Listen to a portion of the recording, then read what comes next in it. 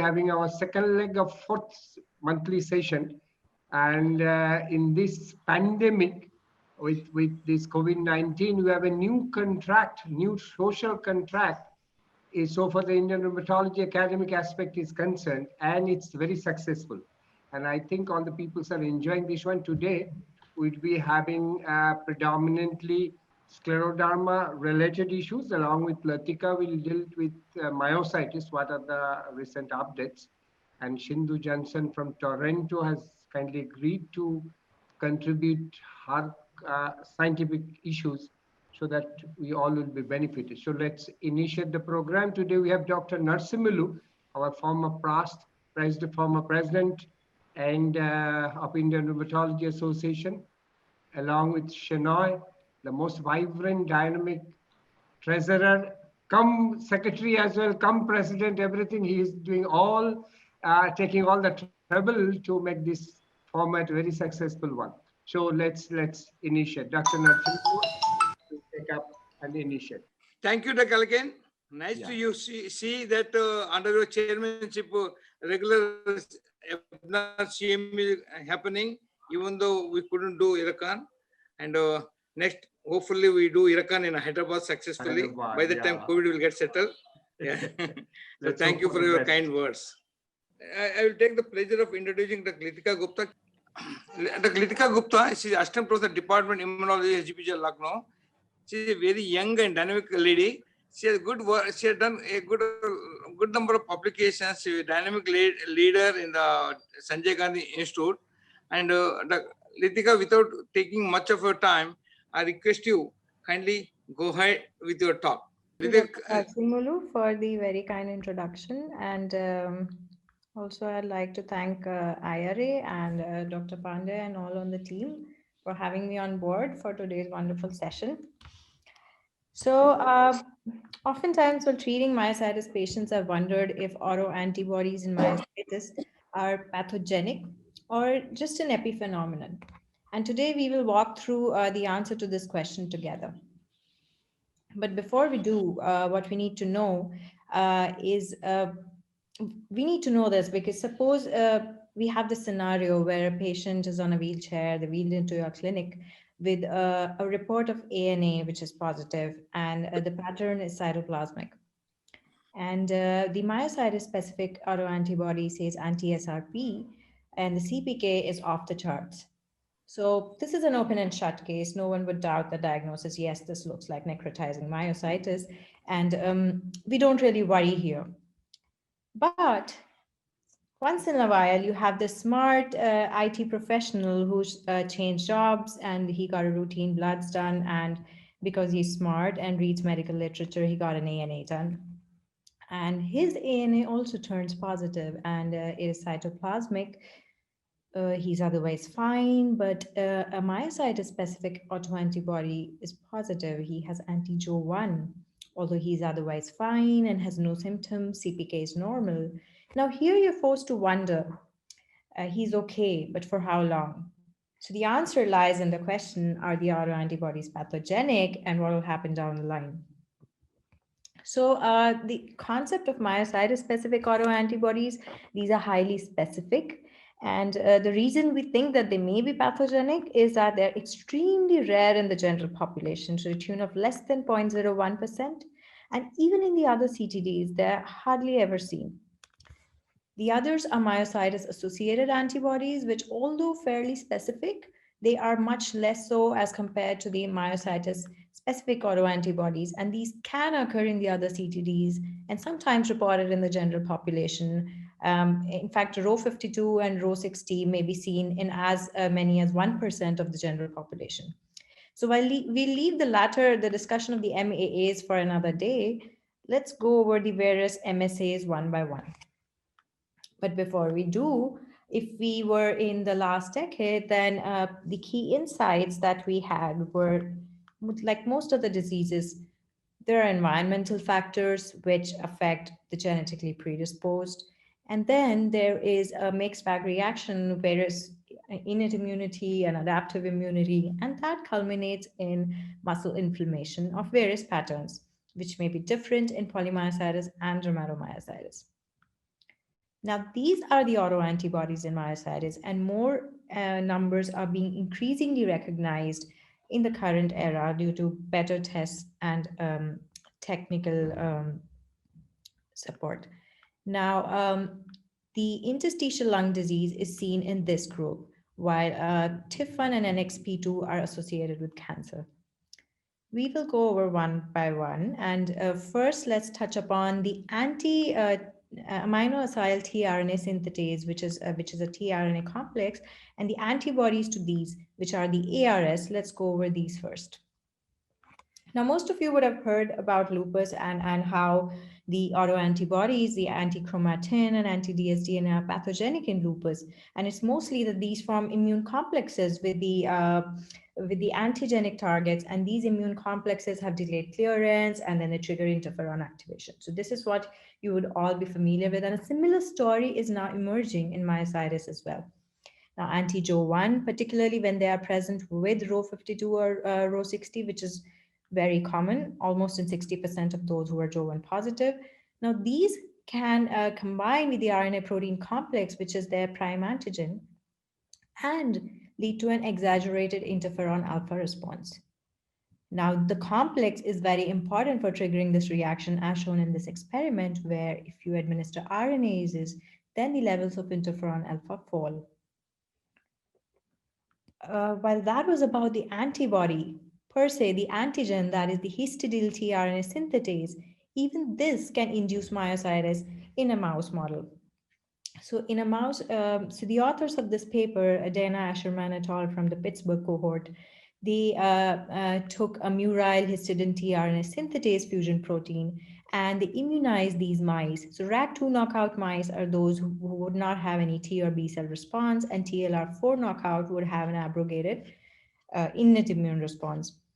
So when these are immunized, even without any external adjuvants, and they observe the mice for 7 days to 7 weeks, and these mice develop myositis, as we can see here. The muscle was clear to start with, and later there were florid inflammatory infiltrates. So clearly, the antigen, when given as when administered to the mice, triggers an inflammatory reaction. Besides, the tRNA synthetases are powerful chemoattractants. So in this experiment, the authors have shown that the ARS, they can trigger an inflammatory reaction independent of T, B, or TLR4, which is a very important observation because this may be the key event. If any of the antigens are exposed, it will lead to a complete breach of tolerance and subsequent autoimmunity. While this paper studied the tRNA synthetase, the histidyl tRNA synthetase, there is emerging evidence for the others as well. And of the 21 known tRNA synthetases, antibodies to around 8 are known. And of that, we know of 3 at least who are powerful chemoattractants. So in total, whenever the muscle is damaged and there is release of the tRNA synthetases, then these would act as powerful chemoattractants via CCR5 and may trigger an innate followed by an adaptive immune response. And this would be a self-accentuating cycle because this will further lead to mechanical muscle damage and further exposure of the autoantigens. Now, the anti-Jo1 antibodies not only affect the muscle, but also the lung, because in antisynthetase syndrome, a sizable proportion of people would have affection of the lung. And as we can see here in patients who were anti-Jo1 positive, they have increased expression of ICAM1 as measured by ELISA. And those who have other autoantibodies, this is not seen. Now, why this is important? Because ICAM1 is very important in introducing rolling and transmigration and is again likely to increase the influx of inflammatory cells. So this would be the forerunner to subsequent inflammation. Now, before we go further, this is my favorite paper from medicine, and those of who have heard me earlier may be familiar with this. It is important to know because with the emerging spectrum of the antisynthetase syndrome and increasing recognition of this disease with the wider testing, you would often encounter incomplete forms of antisynthetase syndrome, which are the most common form at presentation. So as we can see here, most of the patients would have incomplete forms. And in this cohort of 225 patients, the author showed that ARS with only one of the symptoms, that is either arthritis, myositis, or ILD, was fairly common. And only 20% of the patients had a complete form. So what we want to say here is when the patients present to you, a lot of them may have only arthritis or may have only ILD, and myositis may be present in merely 25%. So at 1 year follow-up, 30% evolve into complete forms of ASSD. So now this suggests that the disease may not necessarily begin in the muscle. So there are other factors at play. And genetic studies have recently identified that the ancestral haplotype A8.1 is particularly associated with myositis and especially with the antisynthetase syndrome. Of these, there is a remarkable association with DRB1, and this allele is associated with smoking and anti-Jovan positive disease. Why we talk about this is because there is a very strange similarity to the shared epitope in rheumatoid. And something to speculate about is whether it would predispose to presentation of self-antigens like the tRNA synthetases. Now, a recent study from the Karolinska group suggested that T cells in the lungs of patients with antisynthetase syndrome have a higher reactivity to histidyl tRNA synthetase, suggesting that this may be one of the prime antigens which incited inflammation. And further, the authors found that in the bowel fluid of these patients, anti-Jovan IgG was higher, and these were barely detectable in the healthy controls in sarcoidosis as expected, suggesting that there was a local pathology. They also demonstrated that the anti-Jovan levels were higher in bowel fluid than in serum, and in some of the patients, but not all. And further supportive evidence was the presence of these lymphoid aggregates on biopsies, which were CD3 positive and also had some plasma cells, as seen here. So food for thought for you, like shared epitope with smoking, the background of arthritis and sometimes ILD is like rheumatoid. And there, yes, we know that antibodies are very much pathogenic. In the antisynthetase syndrome, what seems to be emerging is that HLA 8.1 with smoking can have either arthritis or ILD. Even their arthritis can have erosions. Sometimes they can have RF. They can be fairly confusing in the clinic. And then they can have Mechanic's hand, or any of these manifestations can be the first. So just some food for thought and drawing parallels between the two conditions, it seems plausible that the autoantibodies may be pathogenic if we talk about Jovan and the other ARS. Now, the next entity among myositis is the immune-mediated necrotizing IIM, and this has been increasingly recognized in recent times, particularly with the wider testing of anti-HMG-CR. So these are the two antibodies which are usually positive, and it is notable that here the biopsy has minimal or no inflammation, muscle fiber necrosis may be noted, and there may be complement deposits on the vascular endothelium.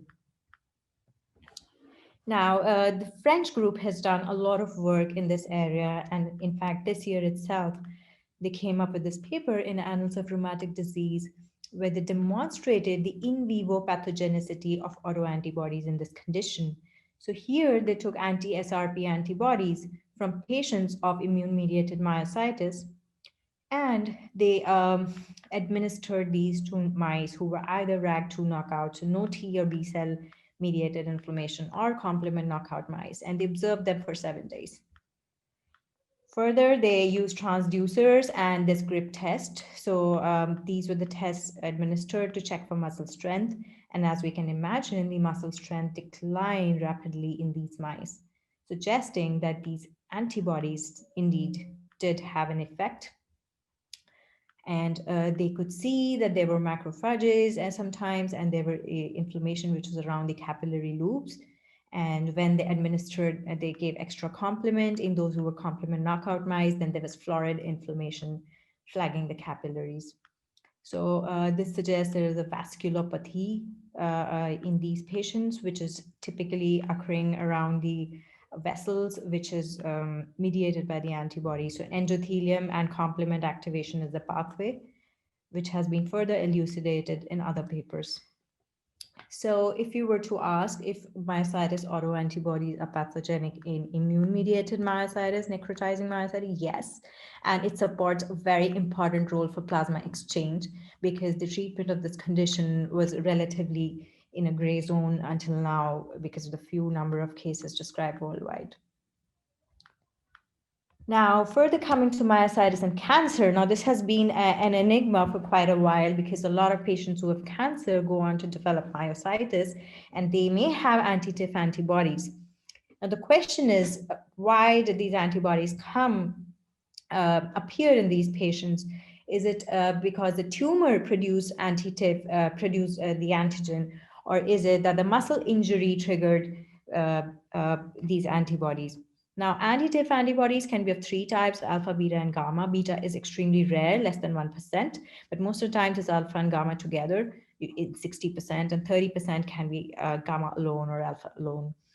And so people have now, there is emerging evidence that tumor cells may exhibit different kind of antigens and they can be mutated or modified. This neoepitopes may be present.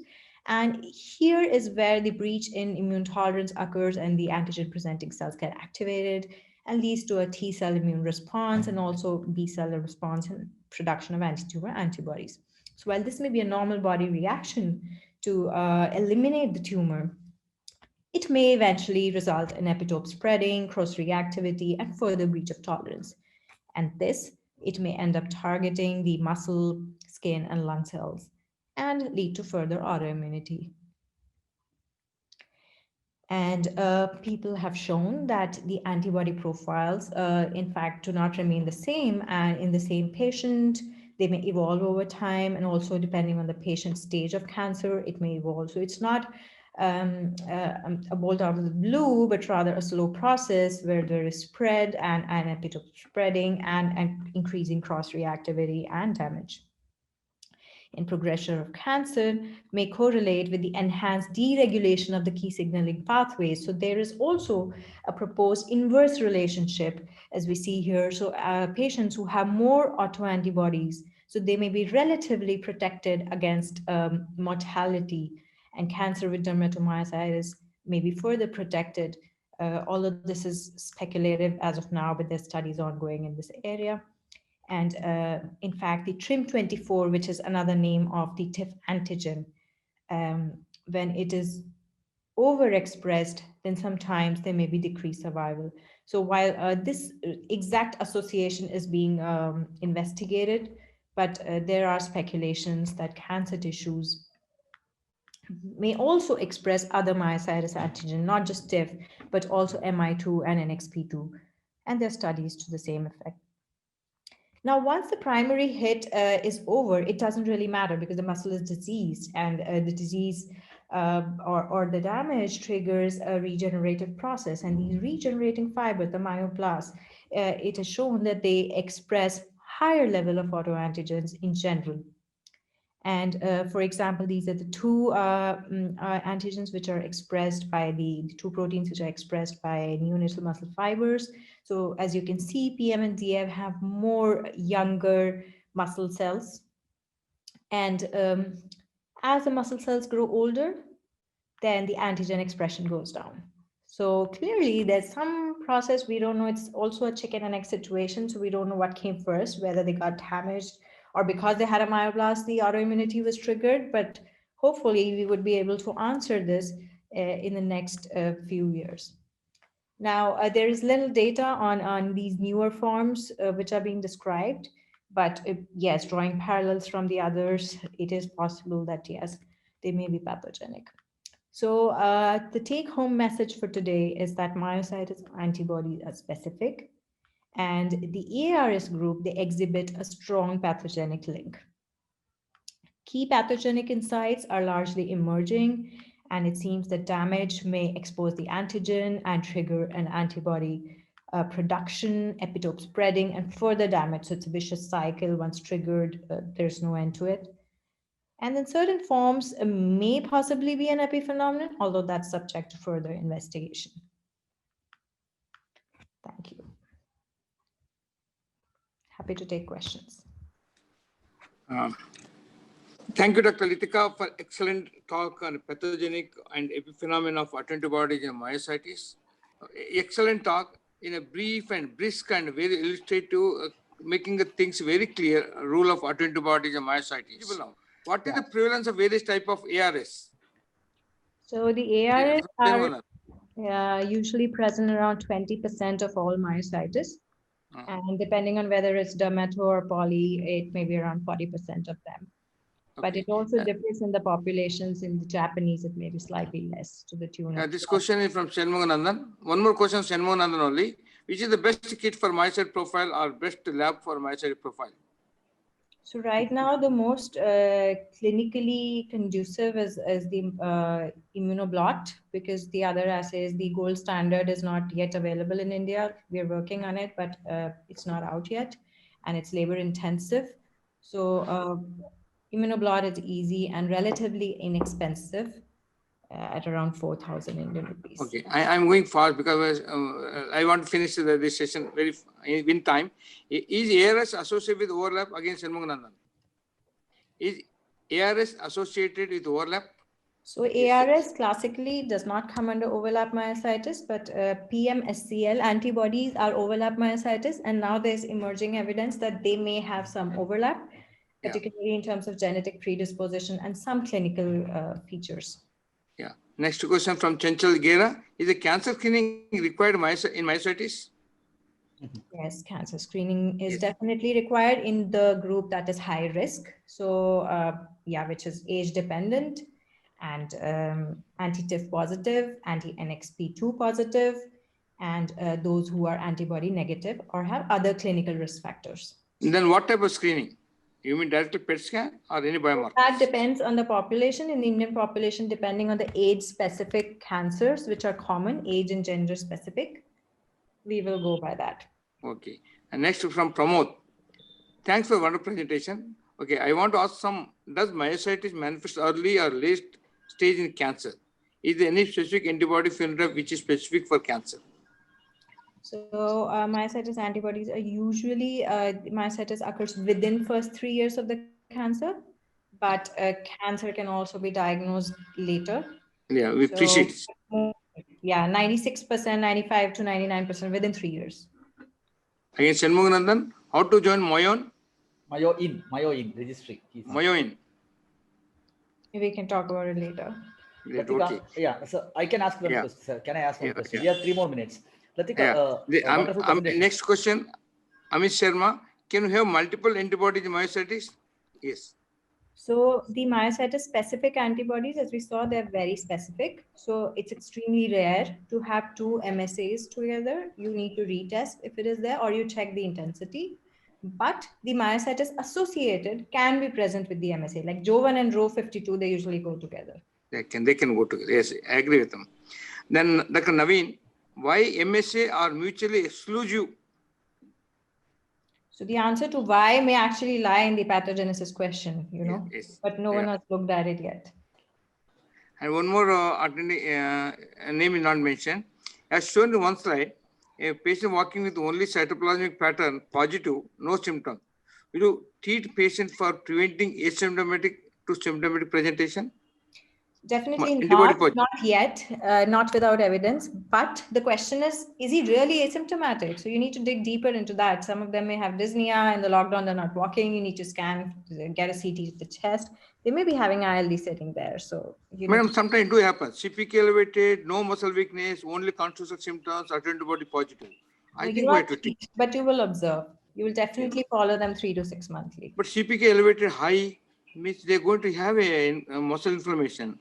If we treat early, the amount of damage we can minimize, no, madam? Yes.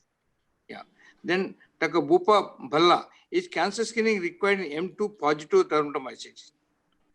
So MI2, again, the age and gender rules apply. If more than 60, if they have significant weight loss, we will screen them. But if they're 30 years old and nothing else, then we will not. Then our secretary, Aman Sharma, a dynamic man, any data on prevalence of MDA5 and outcomes in Indian patients? Yes, Already in our cohort, it is around 6%, and 50% have mortality in the adults, but in children, the prognosis is good. Even data from bigger suggests a good outcome in children. Then one question, Rudra Goswami, rule of IVIG, that going to answer in management. I skip it. Then Mujarbad Hamid, does titer of these myositis specific antibodies have any significance? Should we change these antibodies to follow up, see the response? So most of us will not be able to chase them because they're so expensive. So we can't really test them again and again. But yes, they are useful for prognostication, but it has not been tested for all antibody types. Jovan is useful, MDA5 is useful. So we're still studying the other groups because they're so rare. So we don't have enough numbers. Yeah. Okay, madam, all questions to answered, and within the time, still we have 2 minutes left for us. I will ask one question. Excellent talk. My compliment to you. Padma Sinha wants to ask a question. Please. Thank you. Thank you. Latika, as usual, excellent presentation. So precise.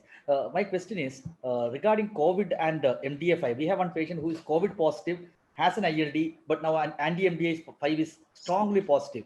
Is there any relevance and how do you interpret it? Yes, so thank you for asking that question. I've actually prepared slides for it. So the thing is that, yeah, what is being speculated is COVID, maybe the human model of MDA5. And they're like very strange similarity between the two conditions, except that one is so common now and one is so rare. So if you see all of these symptoms, everything almost can occur in COVID-19. And if we need to look at the pathway here in terms of like MDA5, although here I'm showing the most of the acquired congenital diseases, but here MDA5 is one of the cytosolic sensors in the interferon pathway. So if you get a viral infection, then it triggers this cytosolic protein, and downstream it will only lead to interferon activation. Now, no one has looked at it, but possibly MDA5 antibodies, they are activating this pathway because people have shown that interferon is upregulated. Now, looking at COVID-19 and MD5, your question, acute interstitial pneumonitis in both, cytokine release syndrome is seen in both, but not described in MDA5, but now there are emerging evidence of macrophage activation syndrome. Pneumomediastinum is actually rare in both the conditions. Arthritis is more with MDA5, and then ferritin is used for both. So even in MDA5, people have suggested that there may be an unknown viral trigger. And if you see the Japanese studies where they've used like triple combination therapy, then there's a lot of CMV infections there, you know. So we don't know if they had an unidentified viral infection, which was triggering this, and downstream it was leading to interferon activation. And also there are papers now describing increased macrophage activation syndrome, very small numbers, only 2 to 3. But yes, there is a strange similarity, and people are suggesting that we should go and hit COVID hard in the subset who really have immune activation. So use JAK inhibitors for them.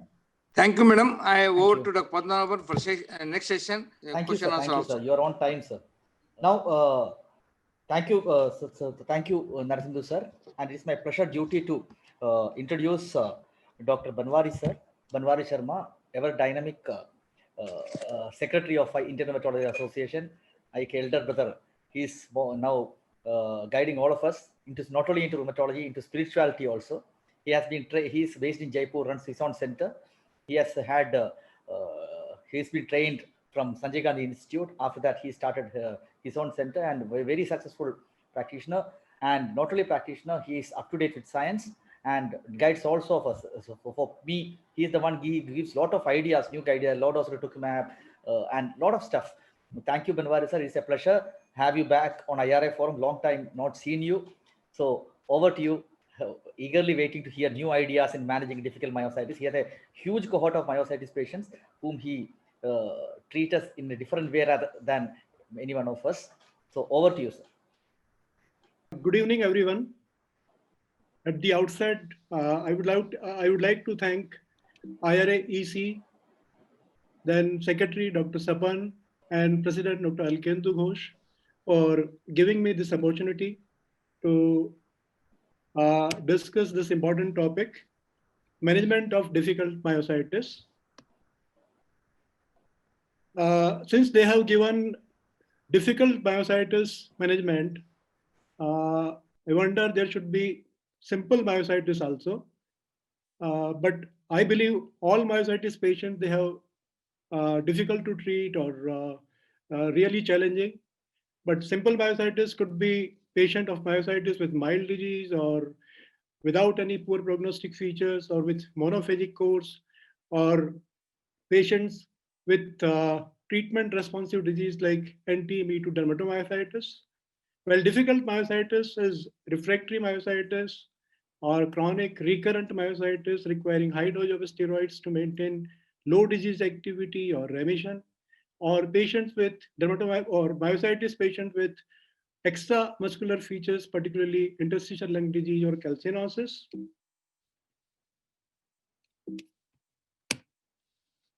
So in next 18-20 minutes, I will discuss what's new for treatment of difficult myositis. I will discuss various subsets of dermatomyositis, recent advances. We have been using IVIG in dermatomyositis, and this is the landmark study published in 1993, around 27 years back in NEJM. 15 refractory dermatomyositis patient, 8 in IVIG group, 7 placebo group, and IVIG was given once every month for 3 months, and all patients showed response in muscle strength, skin rash, muscle enzymes. This was a small study, and this study published in Arthritis Rheumatism around 20 years back, open label, 35 refractory polymyositis patients, and majority of the patients showed response in muscle strength, dysphagia. Half of the patients achieved complete response, and mean follow-up duration of this study was 39 months.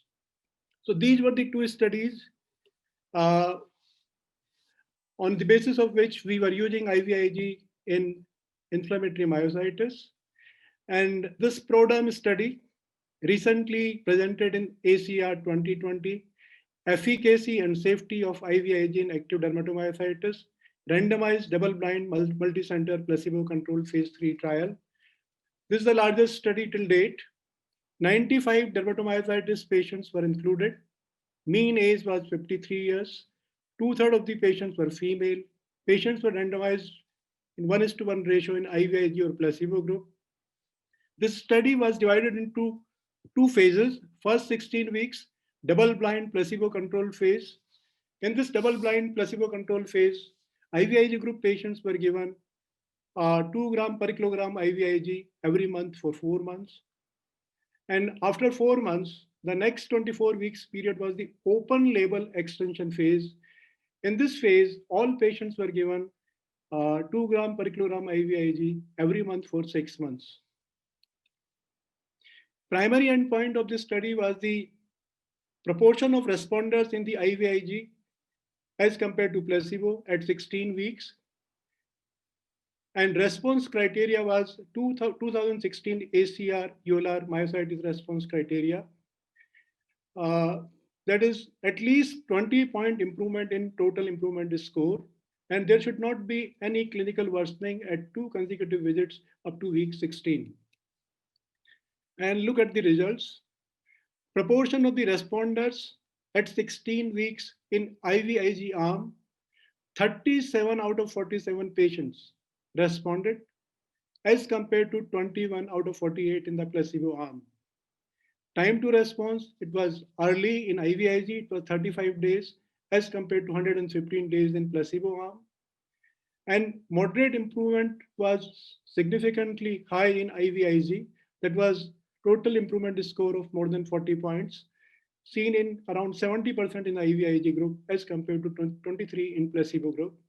And mean TIS was also high in IVIG arm as compared to placebo arm.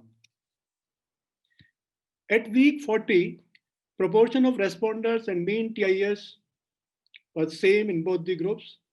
And this showed that placebo group patients who were given IVIG after 16 weeks of placebo phase also showed similar kind of response at week 40. Secondary endpoints, muscle strength and cutaneous dermatomyositis, disease area, severity index also improved, and safety profile was similar to previously reported. This graph shows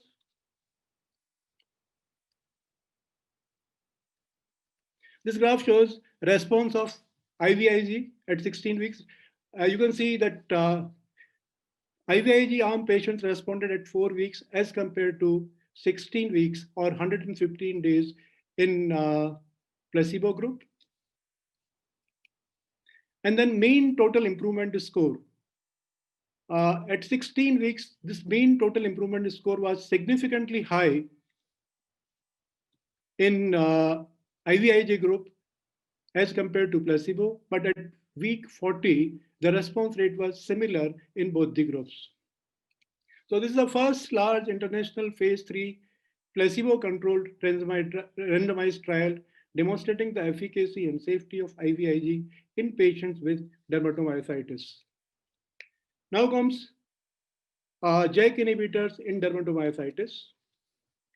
These are the two papers from Johns Hopkins University presented in ACR. First paper is study of tofacitinib in refractory dermatomyositis, open label pilot study.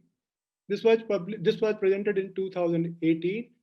And the second one is the extension study presented this year. 10 patients of refractory dermatomyositis, all had received high doses of steroids and minimum 2 immunosuppressive drugs. They were given tofacitinib 11 milligram daily, and primary endpoint was definition of improvement at 12 weeks, means proportion of patients who achieved at least 20 point in total improvement score. Then secondary endpoints were cutaneous dermatomyositis, disease area and severity index, steroid sparing effect, and safety and tolerability were also assessed. At 12 weeks, 9 patients were analyzed because one patient was yet to complete a study duration, and all 9 patients achieved primary endpoint. Median total improvement score was 40, and you can see the cutaneous dermatomyositis disease area and severity index improved significantly from 28 at baseline to 9.5. 4 patients were on 20 milligram steroids per day, and at the end of 3 months, 3 patients were able to discontinue steroids completely. No serious side effects, and out of these 9 patients, 7 patients were included in the extension phase, and at 68 weeks period, 6 out of these 7 patients showed sustained efficacy in all these parameters without any serious side effects. You can see the cutaneous dermatomyositis disease area and severity index from first study baseline to week 12, and then the second study baseline to week 68. So this study shows that tofacitinib looks safe, well tolerated, and showed sustained efficacy in refractory dermatomyositis. Then these two papers again presented at ACR. This is from NIH group. Preliminary response to JAK inhibition with baricitinib in refractory juvenile dermatomyositis. And this was presented in 2019. And the second one is the extension study presented this year. Again, open label trial, 4 patients of refractory JDM, baricitinib 4 to 12 milligram per day dose were given. At 24 weeks, all 4 patients showed improvement in all the parameters: daily diary score, physician global VAS, extramuscular global VAS, cutaneous disease activity, and total improvement score. And this improvement was sustained even at 72 weeks in all these 4 patients. All interferon markers decreased, no serious adverse effect were seen. You can see the mean diary score, cutaneous activity, muscle strength, physician global in these 4 patients at week 24 and week 72.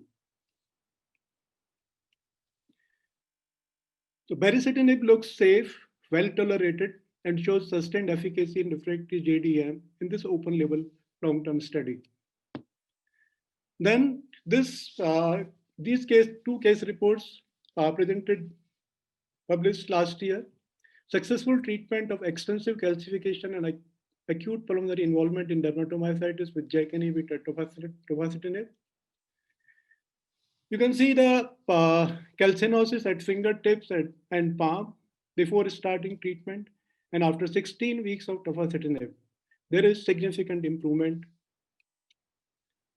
DECT showing significant calcification, and after 16 weeks of treatment, there is significant improvement. HRCT showed improvement after 6 months of tofacitinib. Lung volumes and capacities improved in both the patients. Then this is letter to the editor case report. Improvement in calcinosis in juvenile dermatomyositis patient. You can see the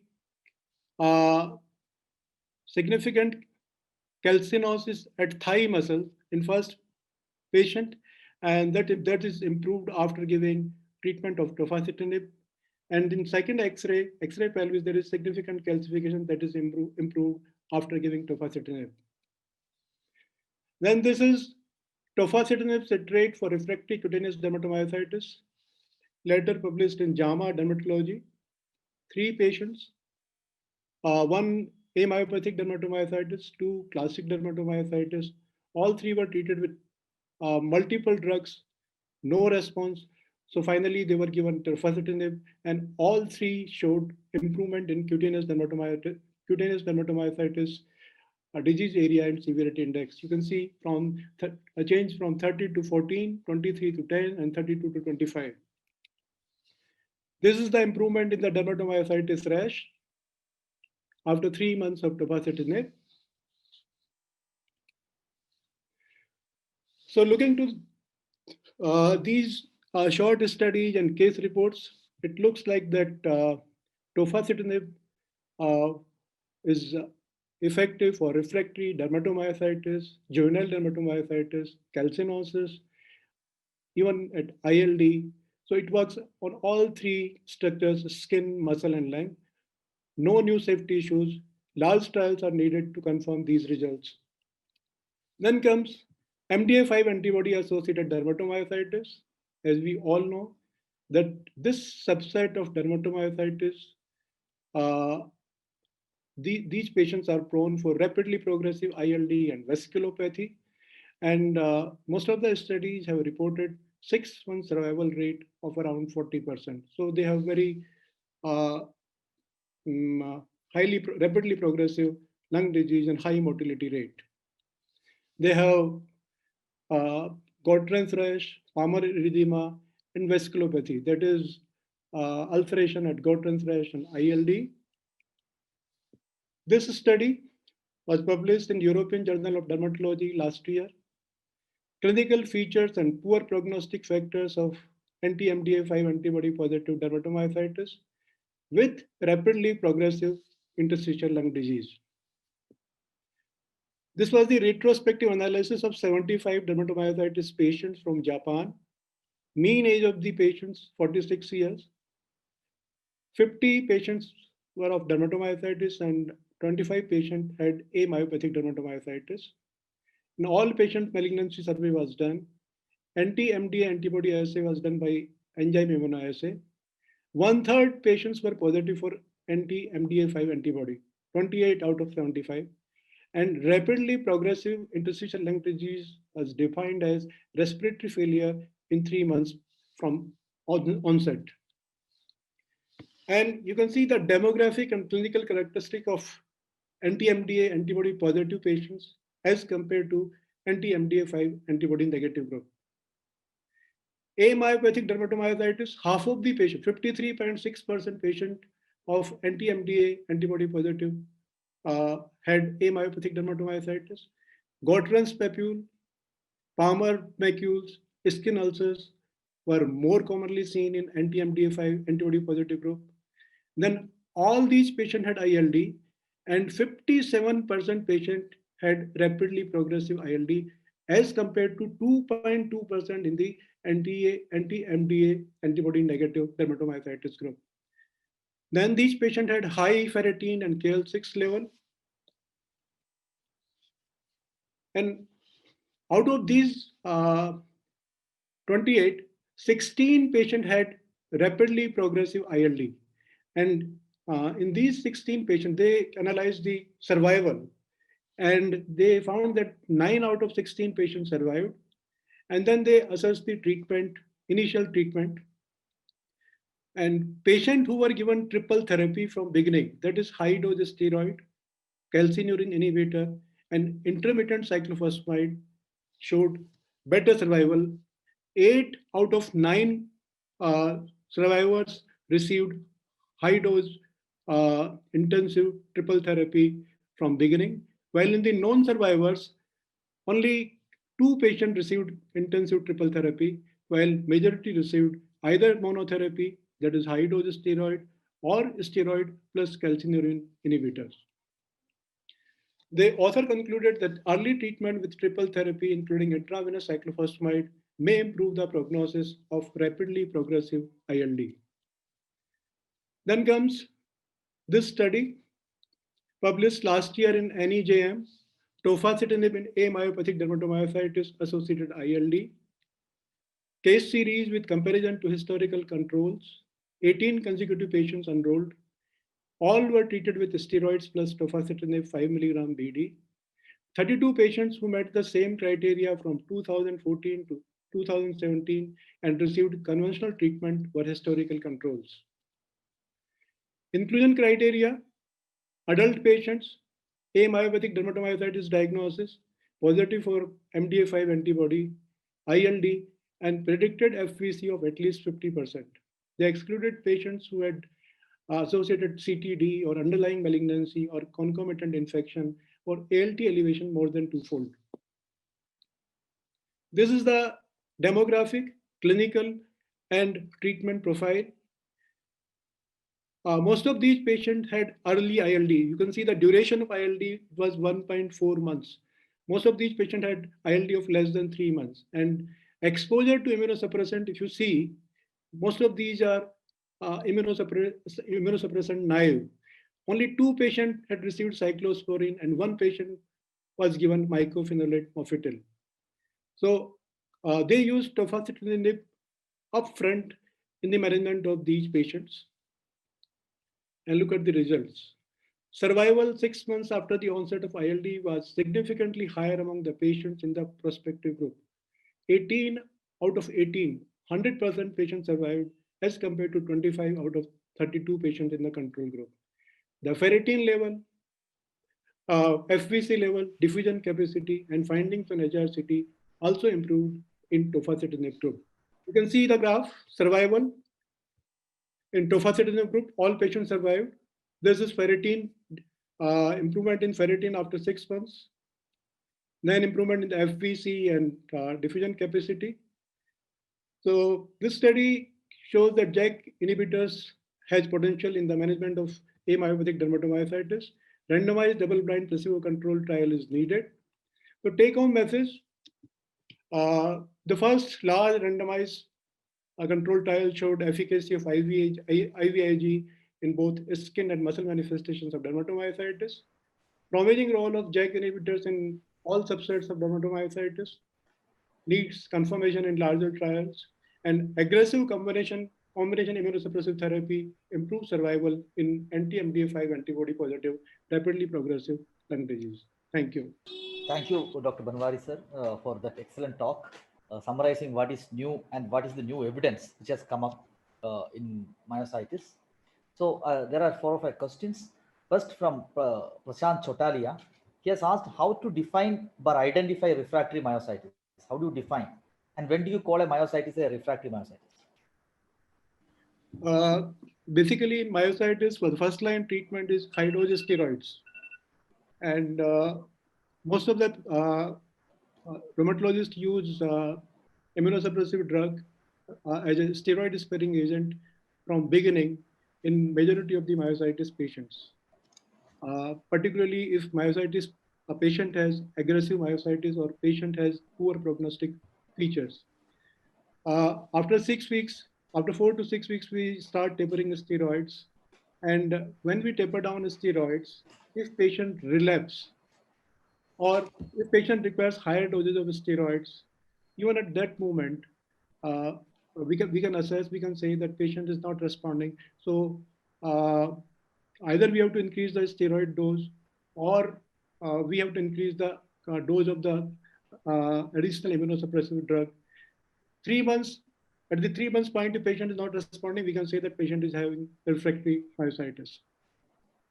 Yeah, Banwari sir, a lot of people ask, is there any role of split dose of steroids in myositis? Is there any evidence or is there any role in the practice do you use? Usually we use split doses in aggressive diseases when inflammation is very high and patient requires round the clock immunosuppression. Like patients of Still's disease, we give split doses. In few of the myositis patients we can give, but usually in routine care, we don't give split doses in myositis. So second question is, in economic issues, after one cycle of IVIG, can we switch to back to oral agents? What's your take on that? If you see the trials of IVIG, most of the trials used IVIG at least for 3 to 6 months. At 1 month response, usually we don't see response. In majority of the trials, although few of the case report says that even patient improves after 1 doses of IVIG, but in majority of the trials, people have used IVIG for longer period. And the recent trial, they have used IVIG for 40 weeks. Yeah, other question is from Prashant, role of Plux in CADM with rapidly progressive ILD. Plasmapheresis? Plasmapheresis, yeah. Plasma exchange.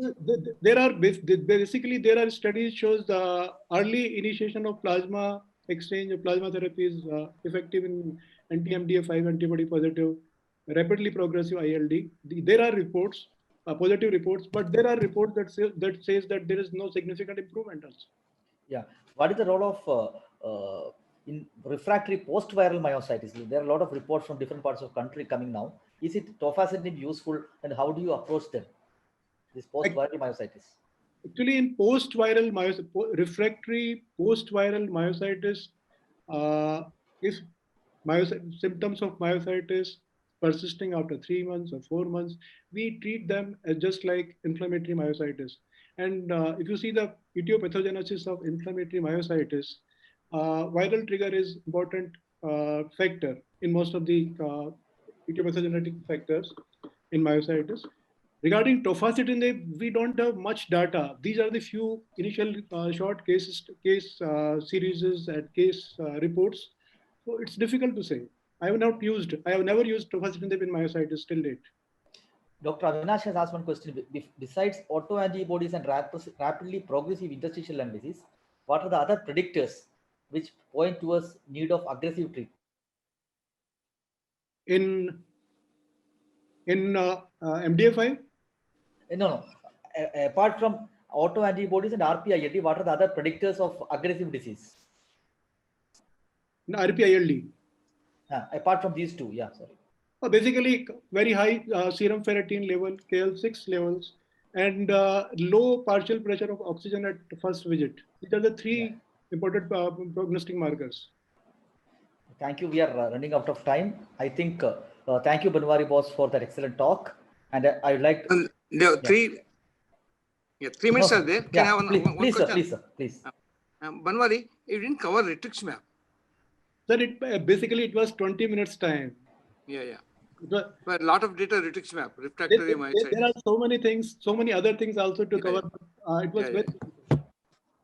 Anyway, your talk was so excellent, Banwari, and the JAK inhibitors rule, you have enlightened us so nicely. Thank you.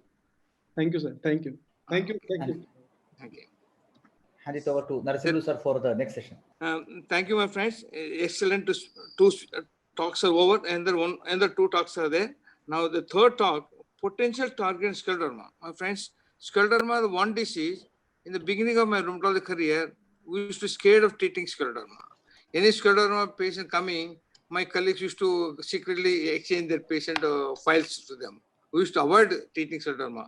But now, since couple of years, we are so comfortable, especially after 2001, Carolyn Bass data presentation Asia 2001.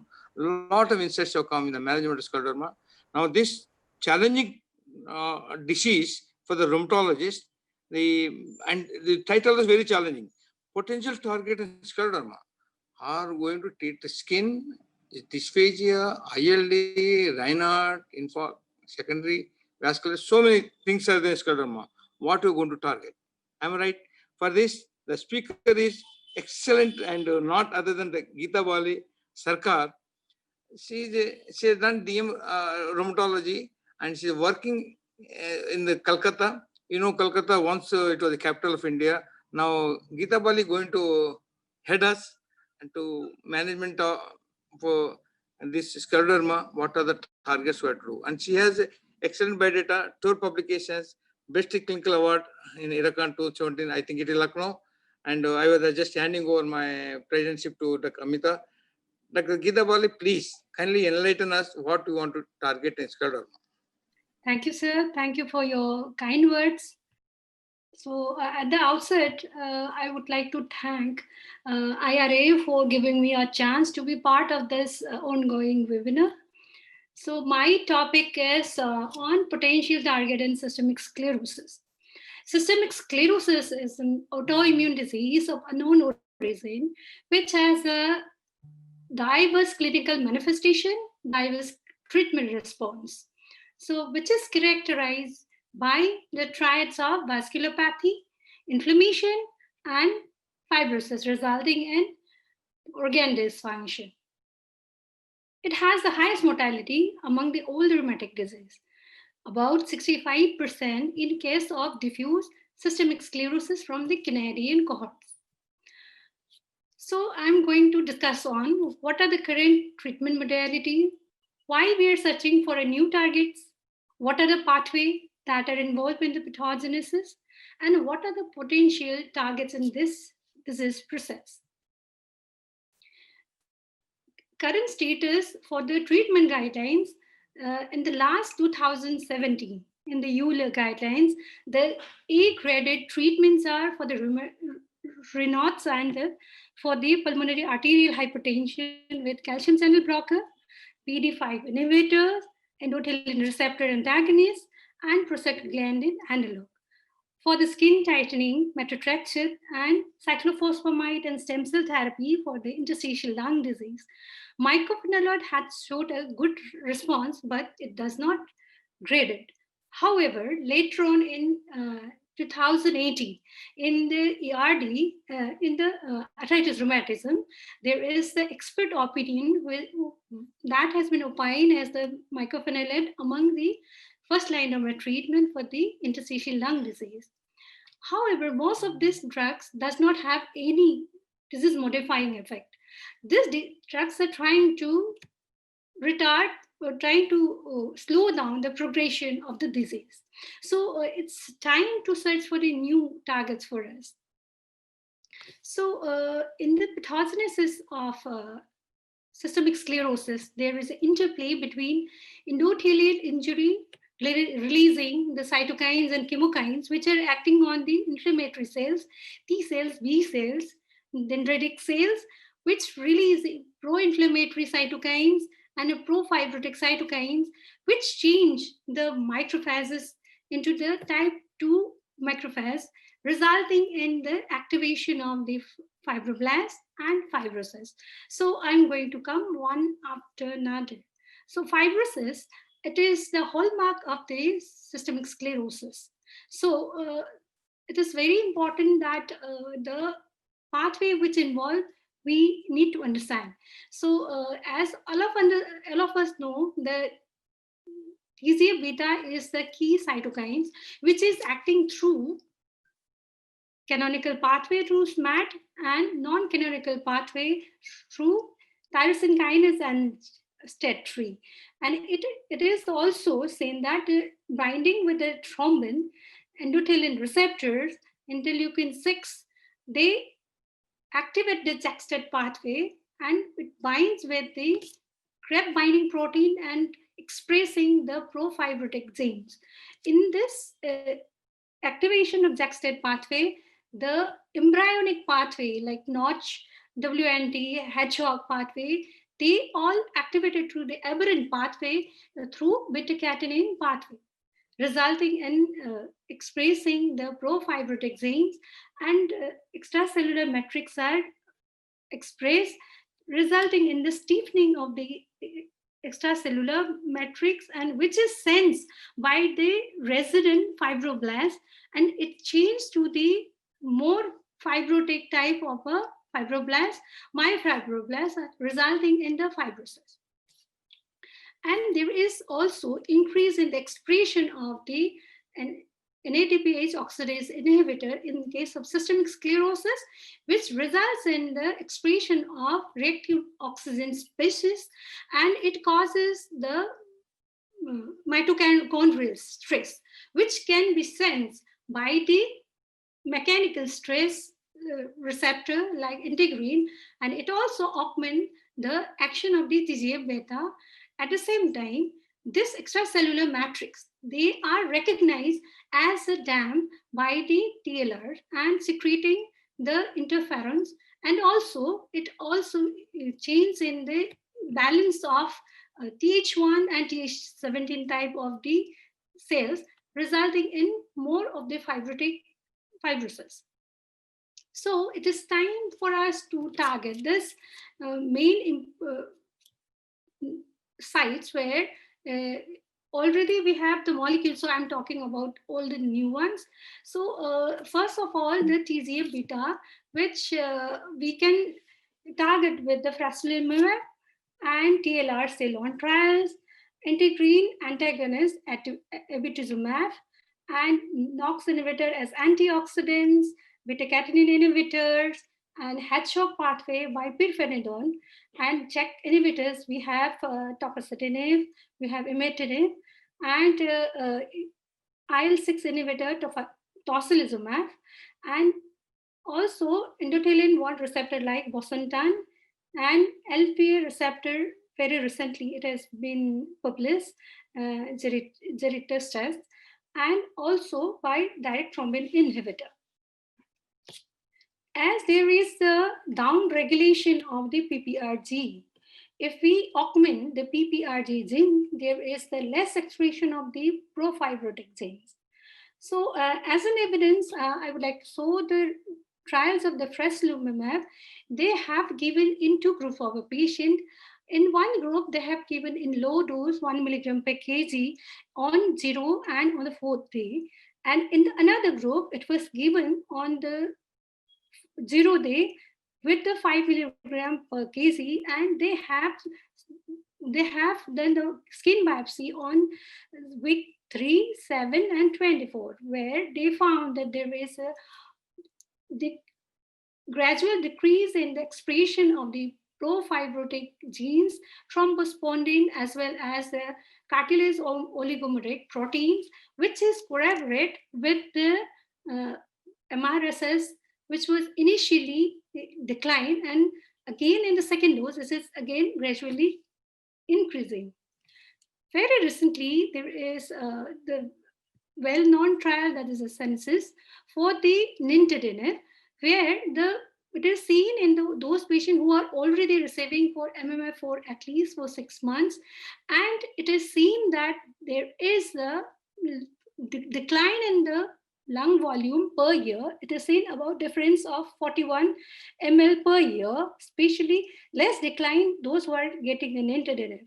But those for the secondary endpoint, they cannot achieve the significance. Next is abituzumab. This is an integrin inhibitor, humanized monoclonal antibody. In the trial, they make a stringent inclusion criteria, so they could not recruit patients that up to 175. So only the 24 patient has been included, and that was analyzed in the 76 week. So in the 76 week, and they showed that those who received the abituzumab of higher dose, 15 milligram per week, has seen that there is a less decline in the lung volume compared to the lower dose, 500 milligram or with the placebo.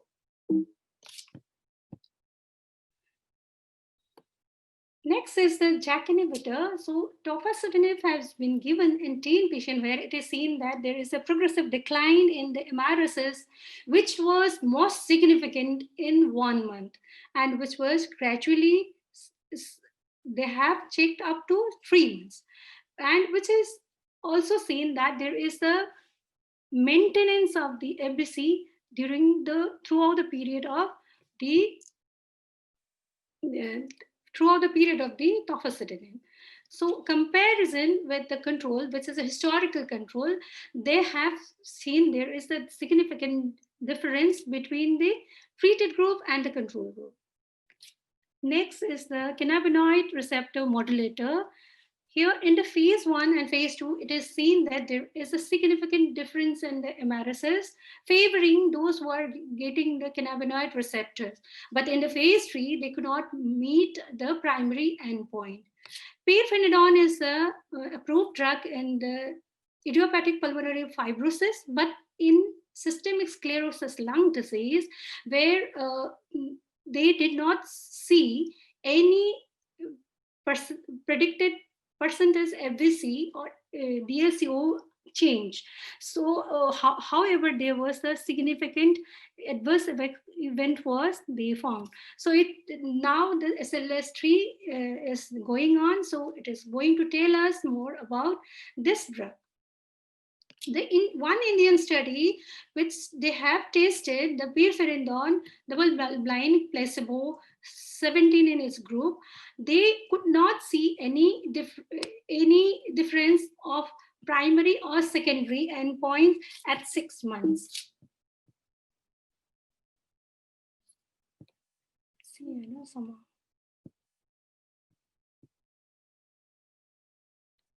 So to summarize,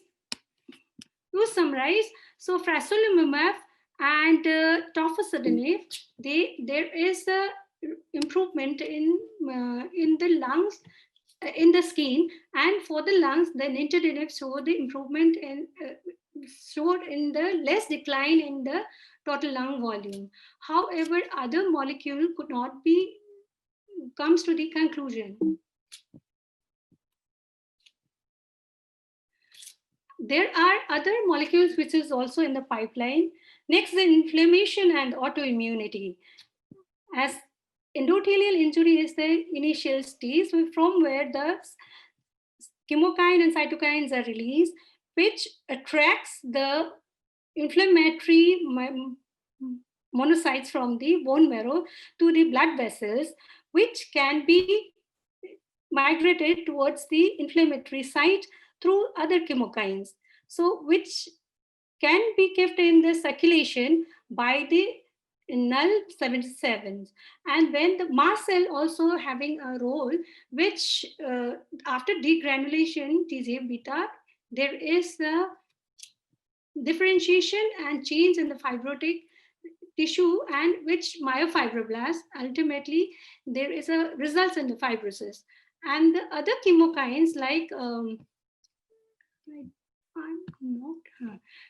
other chemokines like anti-CX3-CL1, where they also act as a chemoattractant for the monocyte and NKT cells, also for macrophages, giving rise to the profibrotic cytokines, which can be lowered by using low dose of the lipopolysaccharides. Next is anti-inducible T cell co-stimulation, which activates the Th follicular cells with the help of interleukin-1. They mature the plasma cell, and there is a release of antibody, which can be blocked by giving anti-IL-21 or anti-icosapent monoclonal antibody. Next is the dendritic cells gives the interferon signature with expression of PDC1, and also ICOS positivity. With the help of CXCR4, they release the interferon, which acts on the interferon receptor and JAK-STAT pathway. So we can block with anifrolumab or JAK inhibitors. Next is the T cells, when they change from from the naive T cells to the Th2 type, and they release the IL-4 and IL-3, which is the fibrotic, so which can be blocked with the remilcimab, and the fibrosis can be reduced. And in the B cells, with the rituximab, we can reduce the B cells, or we can, using the belimumab, blocking the BAF, we can increase the regulatory B cells and decreasing the effector B cells. So as an evidence, one of our study, which is recently published, where we have seen those patients who are having the very early systemic sclerosis ILD, after giving the rituximab, there is an improvement in the FBC about 6%, and also there is a decline in the MRSS skin score, which is significant. However, in the larger data, which is from the UST data, it is seen that the skin was effective, but not the lung. However, what I think is we have a different subgroup of patient, because in our study we have a younger patient. All patients are diffuse systemic sclerosis, having only 22 months of disease duration, and higher dose of prednisolone has been used. And another meta-analysis where we exclude all the conference abstracts and also retrospective studies. Here we see at 12 months, the FBC from the baseline was significantly improved, and also the DLCO. So I consider the rituximab is a target molecule. Next is the belimumab. Belimumab also seen that the use of belimumab, there is a progressive decline in the MRSS, and there is improved in the combined response index also. Another one is the romilcimab. Those patients who are receiving the romilcimab, there is a less decline in the lung volume compared with those who MRSS, and those who receive the placebo has less decline, but the lung function did not show any improvement. Tocilizumab, where there are two phases, one is up to 48 weeks, another is 94 weeks. Up to 40 weeks, only one group has received the tocilizumab. The placebo group did not show improvement in the MRSS. But in the open label phase, both the group received, and we don't find any difference between the two groups after 48 weeks. Abatacept also showed the improvement in MRSS, though it is not clinically significant. So to summarize, rituximab showed the decline in the MRSS and increase in the FBC, but other molecule, abatacept, tocilizumab, belimumab, has a decline in the MRSS. So stem cell therapy, I'm not going to go in detail, because the mechanism is restoration of T cell by immune reconstitution. Last part is the vasculopathy. So this is the initial stage where the endothelial injury in the susceptible individual by external or by apoptosis, resulting in the release of the cytokines and release of reactive oxygen species, which imbalance the vasodilator and vasoconstrictor, resulting in cellular proliferation, extracellular matrix deposition, and there is increase in the ICM-YCM, resulting in thrombosis of the lumen and further hypoxia, and in endothelial proliferation of the fibroblasts and muscular cells, resulting in thickening of the wall. So the main pathway which we can go through is the prostacyclin endothelin pathway and nitric oxide pathway, for which we have already well-defined trials which are showing endothelin receptor antagonist, nitric oxide pathway, and prostacyclin analog. The future one is Ephedra-1, now is still in the trial, which has water elevating the vasoconstriction and increasing the vasodilation in the preclinical model. It has shown that it's promising. And bardoxolol methyl, this is antioxidant, which is inducing NRF2 and suppressing the NF-kappa B, increase in the 6-minute walk distance. Statin did not show any beneficial effect in the systemic sclerosis in the trial. Another one is fumaric acid, which inhibit the signaling of YAP protein in the nuclear translocation. Now this trial is still continuing. So to conclude, to treat the systemic sclerosis, the response are usually variable and usually unsatisfactory. Till now, there is no disease-modifying therapy like any other rheumatic disease. So better understanding in the pathogenesis of systemic sclerosis will expand and will have more target molecules in the future. Till now, the robust molecules which are showing their promising results are in both in skin and lung, rituximab, tocilizumab, and some and tofacitinib. But in the lung, only the nintedanib. Skin improvement is showing with the belimumab, abatacept, and for the pulmonary arterial hypertension, bardoxolol methyl may be of promising result. For the future, better targeted therapy may achieve the desired outcome, resulting in the declining mortality and improving in the quality of life. Thank you for your kind patience. Thank you, Dr. Geeta Bali. Excellent talk, informative, new molecules and targets, the concept of the targets of inflammation, fibrosis, and I think mortality has significantly improved. Before 1980, Yes, 5-year survival was very less than 30-40%, madam. Even in my experience, 50% of the people used to die in less than 2 years, especially yes, scleroderma lung, scleroderma kidney, because at the time what drugs were giving only penicillamine and azathioprine. We didn't do all these molecules. So in late 80s, early 90s, I didn't have much option today. Today I'm very comfortable treating scleroderma, and enlighten me and other delegates excellently. My thanks to you for excellent talk. Now we go for question answers. No, sir, I will first, I will get up, sir.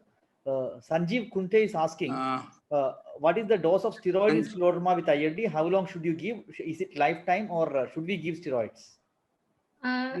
Steroids, yes, steroids. Actually, we have given in our trial because we don't know whether the rituximab is going to work or not. So both the group we have given, as some patients also having the musculoskeletal problem. So we started with 10 milligram for 6 months. Now these patients are following up. Now I have stopped all the patients corticosteroids. Initially, up to 6 months, we have given 10 milligram. Thereafter, gradually, we taper off. And at the end of almost 1 year, we could stop all the steroids and only the rituximabs are continuing.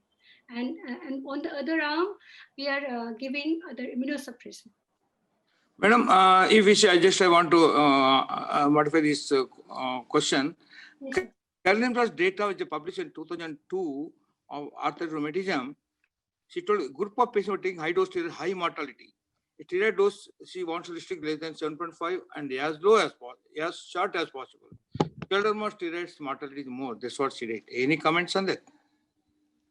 Sir, from the data, I could say that in earlier days, those who are receiving more than 15 milligram patient used to have SRC. In one of the study with Niranjana Bose, she had shown that patient receiving 15 milligram per day or more is more likely to develop the SRC. But in our cohort, patient had given maximum up to 10 milligram. Then among them, we did not see any patient having SRC. One patient had the SRC, but that patient was already receiving lower dose of the steroid because it had a very skin tightening, and blood pressure, baseline blood pressure was high. So we have given lower dose for that patient. Yeah, low dose steroid beneficial, high dose steroid mortality is more. The 25 years data of NIHC has projected that. You have answered rituximab and scleroderma. You have answered calcium Ctds effective therapy and study of subcutaneous. Okay, the Saurabh Malavia study of subcutaneous tocilizumab. Any data? I don't think there is subcutaneous tocilizumab. Yes, I have given the tocilizumab. Yeah. So JAK inhibitors being tried in scleroderma, ILD, myositis, skin improvement, madam. JAK inhibitors. Yeah, you got it. On JAK inhibitor, yes. On 14th of this month, one paper is that one I have just given. Yeah, only the 10 patient has given the tofacitinib, where all the patients are showing the MRSS improvement, and also in the lung function remaining maintained. So there is no decline among the patients who are receiving the tofacitinib. Yeah. Then my friend Reni Samant from Mumbai. When would you start nintedanib in scleroderma ILD patient? Would you use combination with mycophenolate? I think answer yes. Yes, but when did you start? When did you start? Yes, ma'am. Till now, I haven't used an nintedanib in any of my scleroderma patients. I'm using other molecules, so I cannot comment on it. The combination therapy, there are study trials are going on, combination therapy of both nintedanib and mycophenolate in the early stage.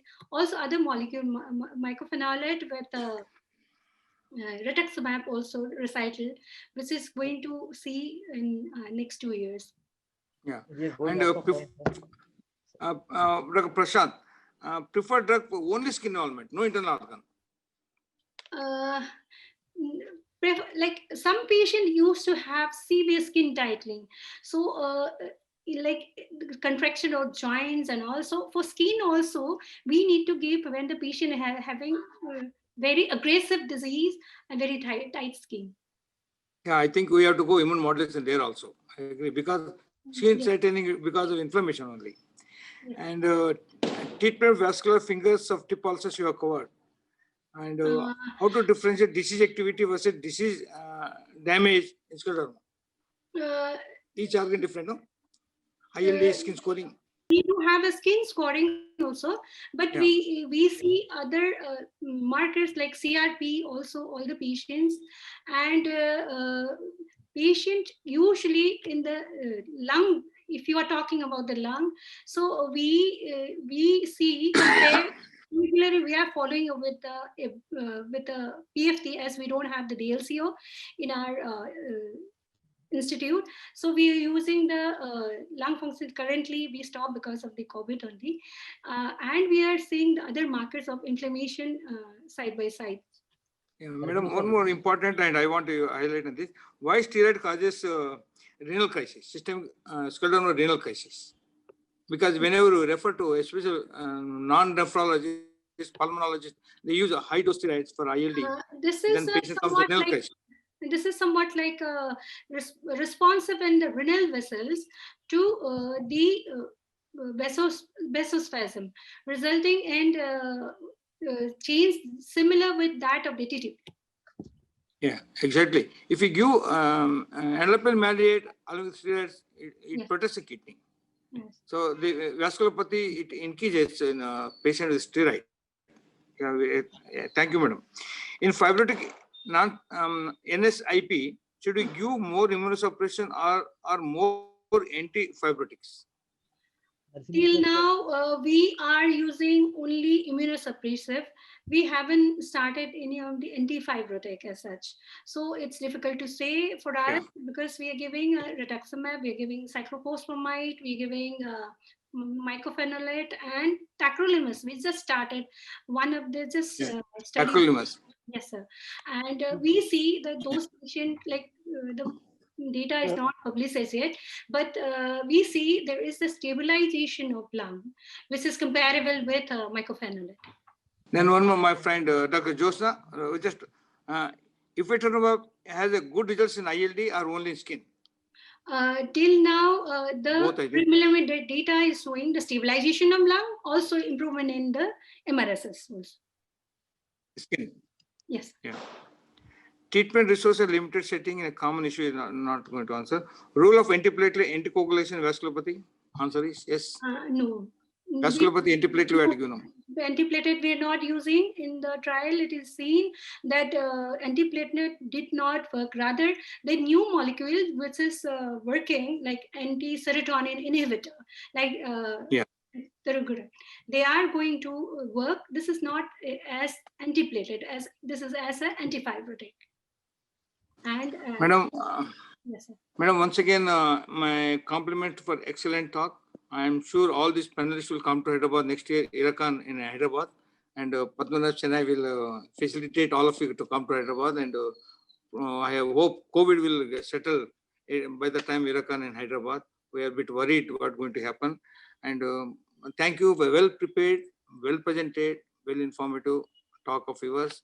And hand over my next responsibility to Padmanabh Chennai for the next talk on scleroderma ILD advances in the management. Padmanabh Chennai. Yes, sir. Thank you, sir. Thank you, Geeta Bali. And I think a lot of questions will be answered. Whatever asked now will be answered by Dr. Sindhu Johnson. She's a person of Indian origin, very proud. She is based in Toronto. She had a training in Toronto University, and now she is leading the scleroderma program there. She has worked extensively on scleroderma. She works in close collaboration with ACR and ULAR on developing the criteria of scleroderma and lupus. And she has also a lot of current ongoing work on the COVID pandemic, and she works as a liaison officer between ACR and ULAR. So Dr. Sindhu has been active research in scleroderma and has worked on the latest therapy, abatacept, tocilizumab, nintedanib, all the trials. He has been an investigator. So it's a pleasure to have you here, and Indian Rheumatology Association look forward for your collaboration in scleroderma research. Over to you, Dr. Sindhu. Thank you very much for that nice introduction. And I'd like to extend a very sincere thank you to the Indian Rheumatology Association for inviting me to participate in today's webinar. It's been very informative, and I hope I can complement the things that have been spoken about earlier today. So before I begin, I will disclose that I have been a site investigator for systemic sclerosis trials sponsored by Bayer, GSK, Roche, Merck, Boehringer, and the National Institutes of Health. I hope to cover 3 objectives during this session. I'll briefly highlight evolving concepts in the epidemiology of systemic sclerosis interstitial lung disease. I will then review the evidence for established treatments for systemic sclerosis interstitial lung disease, and then I'll highlight for you novel therapeutics. I've tried to organize this in a hierarchy, the hierarchy of evidence in an evidence-based manner. That is, I'll start with the medications that have the most robust evidence base and least cost, and then move up to the medications that have a less robust evidence base, but also more greater cost. So to set the stage, I'll present the case of a 52-year-old man. He presents to you with a 5-year history of Raynaud's phenomenon, a 3-year history of diffuse skin thickening, a 2-year history of progressive shortness of breath, gastroesophageal reflux disease, RNA polymerase 3, ANA, no pulmonary hypertension, and no renal insufficiency. You make a diagnosis of early diffuse systemic sclerosis. Given his 2-year history of shortness of breath, you order pulmonary function tests.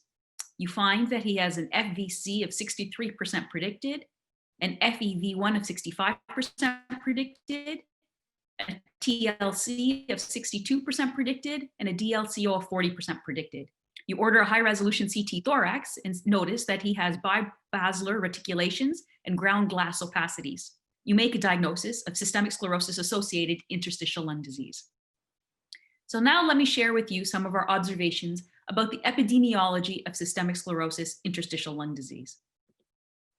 We know that ILD occurs in approximately 50% of patients with systemic sclerosis. We know that it occurs more commonly in females. However, male sex is associated with an increased risk of mortality above that observed for males in the general population, with a hazard ratio of 1.16 and a p-value of 0.003.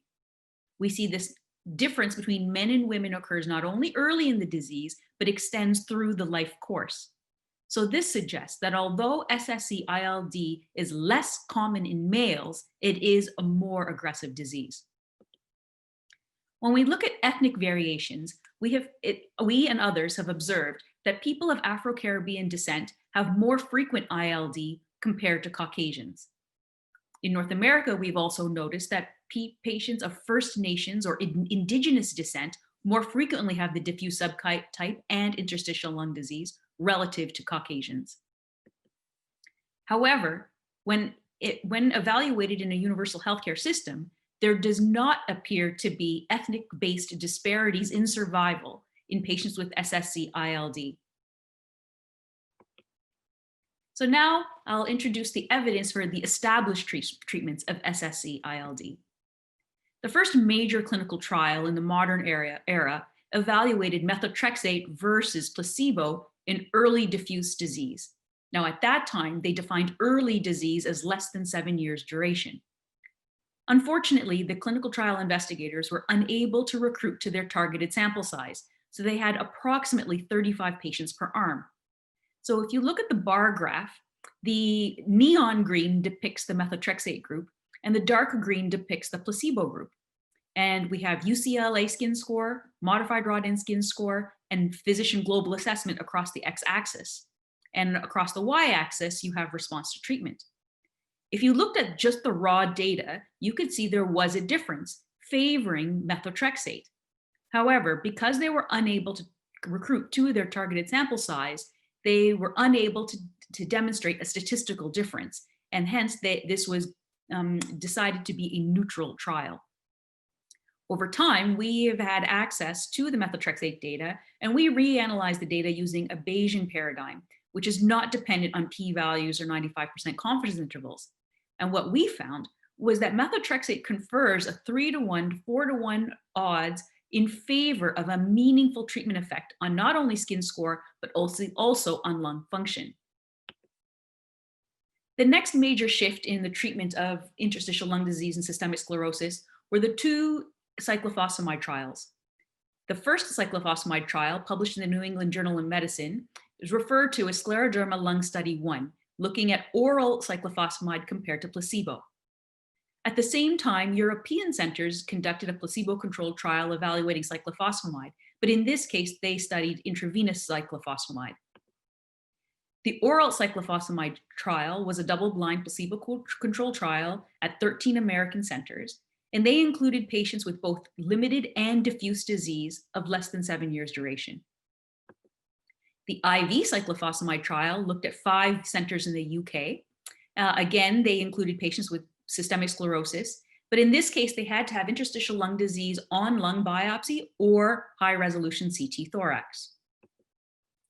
The oral cyclophosphamide trial demonstrated a mean difference in FVC of 2.53%, and in this trial, this was considered to be statistically significant. The intravenous cyclophosphamide trial demonstrated a mean difference of approximately the same ballpark. So one could ask, well, what do these two trials tell us about the use of cyclophosphamide in systemic sclerosis?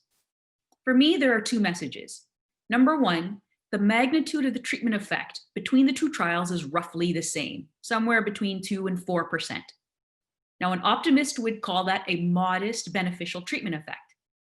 A skeptic might say, that's probably within measurement error of an FVC. So maybe at best we could say that this prevents progression of disease. Many have speculated that the only reason that the IV cyclophosphamide trial was not statistically significant is that it had half the sample size of the oral cyclophosphamide treatment, so they too suffered from insufficient power. Nonetheless, these trials have facilitated the use of cyclophosphamide as a mainstream or primary medication we look to when treating SSc-ILD. The second major advance in the management of SSc-ILD was the advent of the trial evaluating mycophenolate compared to cyclophosphamide, in this case, oral cyclophosphamide. And this is often referred to as the SLS2 trial, or Scleroderma Lung Study 2. In this case, they compared 1 year of oral cyclophosphamide followed by no medication to 2 years of mycophenolate. So across the x-axis, we have time. Across the y-axis, we have FVC percent predicted. The blue lines depict mycophenolate and the red lines depict cyclophosphamide. So if you look at time 0 to time 12, you can see that both mycophenolate and cyclophosphamide appear to confer a beneficial treatment effect. However, if you look at time points 12 to 24 months, you will see that despite being on no treatment, the cyclophosphamide arm continued to improve. There was a modest improvement in the mycophenolate arm, but at the end of the study, at 24 months, there appeared to be no statistically significant difference between the two medications. The other major piece of information gleaned from this trial was the adverse effect profile. If you look at the cyclophosphamide arm, 41% of patients experienced leukopenia versus 6% in the mycophenolate arm. There was a modest difference in neutropenia and anemia as well. So this has led many people to conclude, one, that cyclophosphamide is less safe than mycophenolate, or the other way around, mycophenolate is more safe. But then I would also argue that many rheumatologists are quite comfortable with a little bit of leukopenia or anemia, as long as it's not life-threatening. The second piece is that many have concluded that mycophenolate is the same as cyclophosphamide. And unfortunately, this trial was not designed as an inferiority trial. So it is not correct to say they are the same. I think it is more correct to say that there is no evidence to support that they are different. Nonetheless, mycophenolate has also become a major player in the treatment of systemic sclerosis, ILD. Then came the advent of the biologics. And the first major biologic to be studied was rituximab. There are a number of observational studies, small, methodologically flawed observational studies that did suggest a beneficial treatment effect with rituximab. The first major piece of good evidence was that of Dr. Surkar and her colleagues that she presented during her lecture. But again, I'd like to highlight the main finding here, that rituximab appears to have a modest beneficial treatment effect on percent FVC relative to cyclophosphamide. Then in 2018, we had a major shift in our thinking. Keith Sullivan and colleagues published their trial in the New England Journal of Medicine evaluating myeloablative autologous stem cell transplantation. Now, prior to that, there were smaller trials, but the major concern was the excess mortality associated with transplantation. As a result, many people did not feel this could be considered a mainstay of treatment. However, this New England Journal paper really changed that thinking. Now, the first point to take home is they used a very unique primary outcome. They used a composite outcome. This composite outcome comprised of survival status, event-free survival, forced vital capacity, the HAQ-DI, or a measurement of disability, and the modified Rodnan skin score. They then categorized each patient as either improved, no change, or worsened. And that's depicted as green, yellow, or red. And so if you look at the transplantation arm, you can see there are more green boxes relative to the cyclophosphamide arm. They demonstrated that myeloablative autologous stem cell transplant was an effective therapy for SSC. But more importantly, they demonstrated they had a much more acceptable mortality rate. The other interesting point I'd like to draw to your attention is demonstrated in Table 1. If you look at FVC, the mean FVC in the transplantation arm was 74.5%, and the mean FVC in the cyclophosphamide arm was 73.8%. Now, up until this time, if someone had a patient had an FVC in the mid 70s, 73, 74, 75%, many people would not have considered referring these patients for stem cell transplant. But the authors of this paper have argued that perhaps the reason why we were seeing, or one of the reasons we were seeing excess mortality in the previous trials is that the patients were too sick. We were waiting too long before we referred someone or considered someone for stem cell transplant. Sullivan and colleagues have argued that perhaps we should be referring patients for stem cell transplantation while their FVC is in the 70s range and they do not have other major comorbidities like pulmonary hypertension or myocardial disease. The next major advance was the New England publication evaluating nintedanib, a tyrosine kinase inhibitor in SSc-ILD. This was a randomized placebo-controlled trial, international in its scope, India and Canada being centers. They compared nintedanib 150 milligrams BID to placebo. In this study, they demonstrated that although there was a progression in FVC, the progression in the nintedanib arm was less than that in the placebo arm. That is, there was a relative reduction of 44%. They also demonstrated that this reduction in progression was more apparent in those who had concomitant mycophenolate and nintedanib compared to nintedanib alone. In terms of adverse effects, the most common adverse effects were gastrointestinal in nature. That is diarrhea, nausea, and vomiting. In the protocol, they did have a pre-specified protocol for the use of loperamide to treat the diarrhea to make the medication more tolerable. There also is a dose reduction strategy. That is, you can reduce the dose by 50% to see if that'll improve the GI toxicity. When medications fail, another treatment option is lung transplantation. However, many centers will not consider scleroderma patients for lung transplantation due to concerns about excess mortality due to the extrapulmonary manifestations of systemic sclerosis. Our center conducted a study to evaluate if that was the case. Do patients have excess mortality relative to other forms of advanced lung disease? The second question we wanted to ask was one that is often posed by patients when we discuss lung transplantation with them. They correctly want to know if they were to have a lung transplant, will scleroderma come back in their new lungs? Well, through systematic review of the literature, we found two things. One, the short-term and intermediate-term survival post-lung transplantation of scleroderma patients is similar to those with idiopathic pulmonary hypertension and those with other forms of ILD requiring lung transplantation. That is, to deny our patients the opportunity to be assessed for candidacy is not a legitimate claim. Second, there are no reports of recurrence of systemic sclerosis in the lung allograft. This is likely due to the post-transplantation immunosuppressive regimen. And finally, I'll shift to novel therapeutics. What's new and what's next? Well, this past year, we published the clinical trial evaluating the efficacy and safety of abatacept compared to placebo in early diffuse cutaneous systemic sclerosis. This clinical trial had 88 subjects. There was a benefit in modified Rodnan skin score in the abatacept arm. However, there was also an improvement in modified Rodnan skin score in the placebo arm. So as a result, there was no statistically significant difference between the two arms. However, there appeared to be an improvement in both the HAQ-DI and the composite response index for systemic sclerosis. The probably more interesting aspect of this trial is that there was a subgroup analysis where patients were subsetted on their skin biopsy profile.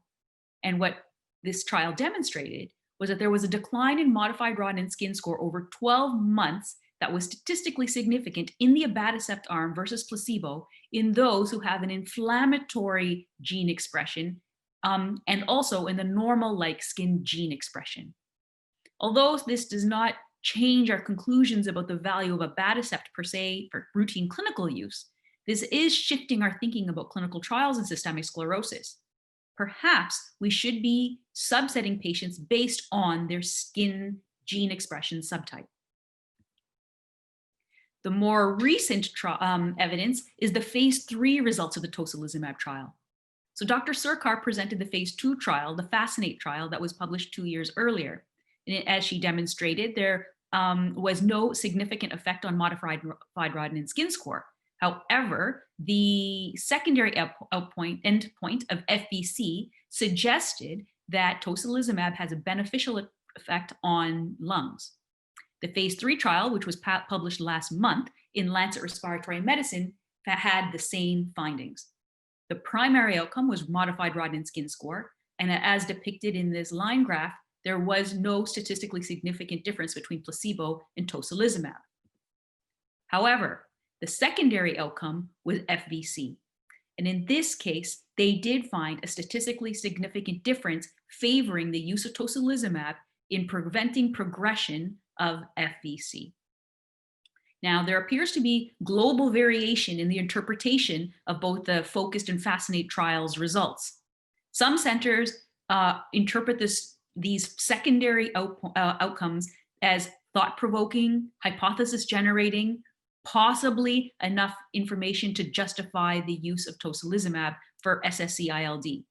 In Switzerland, they consider this sufficient evidence to suggest tocilizumab being first line in the treatment of SSc-ILD. And finally, I'll share with you what we can expect in the pipeline. GlaxoSmithKline is currently completing their clinical trial looking at anti-oncostatin M. The rationale for this clinical trial is that oncostatin M is a cytokine that has both inflammatory properties, fibrotic properties, and vasculopathic properties. So if we were looking for a biologic agent that may be a magic bullet in the treatment of systemic sclerosis, this may be that agent. In animal models of oncostatin M, it has been demonstrated to be a driver of fibrosis in both the lungs and the skin. So the rationale is that if we have a monoclonal antibody that is anti-oncostatin M, this may have beneficial effects on both lung and skin. So given this body of evidence of both established and novel therapies, how do we position them relative to each other? And so I've tried to present for you a treatment algorithm for systemic sclerosis, ILD, in 2020. Currently, many centers consider mycophenolate the first-line agent, largely because it did not have demonstrable superiority over cyclophosphamide, and it has a favorable side effect profile. You could use mycophenolate mofetil or mycophenolate sodium, depending on what you have access to. Many believe that mycophenolate sodium is preferable in systemic sclerosis because it has a less toxic GI profile. Given the census trial, if there's evidence of progressive ILD on mycophenolate, one could consider adding on nintedanib at 150 milligrams BID. Alternatively, many centers are still using cyclophosphamide, either oral or intravenously. If someone is failing both mycophenolate or cyclophosphamide, one may consider adding on rituximab as rescue therapy. There are ongoing randomized controlled trials in the US right now evaluating rituximab as a first-line therapy. Given the focused and Fascinate trials, I think there's sufficient evidence to consider tocilizumab, either subcutaneous or IV, for the management of SSc-ILD. And in those with severe progressive disease, one could consider referral for lung transplantation if you have access to it. And similarly with referral for autologous hematopoietic stem cell transplantation. So that concludes my seminar. I've tried to highlight for you the epidemiology of SSc-ILD, the evidence base to support our established treatments for SSc-ILD, and the latest evidence for our novel therapeutics. And before I conclude, I'll just highlight for you some of the artwork that was presented today. You may recognize the work of Paul Klee, who was a Swiss-German artist who was part of the Bauhaus School of Art and Design. What many people may not know is that Paul Klee also suffered from systemic sclerosis. His family has used the royalties from his artwork to support and establish the World Scleroderma Foundation. They use their funds to support the Systemic Sclerosis World Congress, Due to the pandemic, it was canceled this year, but it's expected that this meeting will continue every 2 to 3 years with the intent of bringing together people all over the world who have an interest in systemic sclerosis. And due to the fact that most of our trials are negative and are hard to get published, but also we needed a cognate home for systemic sclerosis research, the funds from the Clay Foundation and the World Scleroderma Foundation have been used to establish the Journal of Scleroderma and Related Disorders. I thank you for your attention. Thank you, Dr. Sindhu Johnson, for that comprehensive talk of just covering from the history, how we started and where are we now and what is the future looks like. It was really brilliant, and I thank you for that. And I would like to take a couple of questions. Regarding what earlier Dr. Gita Bali spoke, I think one of the major differences is that from the Western world, when Dinesh Khanna, he comes to our center, a couple of times he's come. So when he comes, he says that Indians are using more steroids, even in low dose, 5 milligrams, 7.5 milligram of steroids to treat scleroderma, which is not the trend in West. The steroids are almost never used. What is your take on that? Well, I think that's an interesting observation. And, I appreciated that when Dr. Srikar answered the steroid question. Certainly in North America, and probably this is largely dictated by the influence of Virginia Steen and Thomas Metzger. Their teaching teaching and then subsequent observational research has suggested that prednisone 15 milligrams or more a day confers a substantial increased risk of scleroderma renal crisis. Now, there is a bit of confounding by indication because we know that the sicker patients who need that much steroid or more steroid are the ones who probably have aggressive ILD, inflammatory arthritis, myositis. They're probably early diffuse patients, and these are the ones that are more likely to get scleroderma renal crisis anyway, irrespective of the use of steroids. But I think the reticency to use such doses or higher doses in North America is due to fear of legal action. And so as a result, most trainees would be very scared to use steroids. But I agree with Dr. Srikar that if someone has advanced lung disease, I think you have to trade off one organ for another. So I would not be afraid to use higher doses of steroids in a patient with advanced ILD if it means it's a life-saving maneuver, and also explaining to the patient that we may be sacrificing their kidneys in the meantime.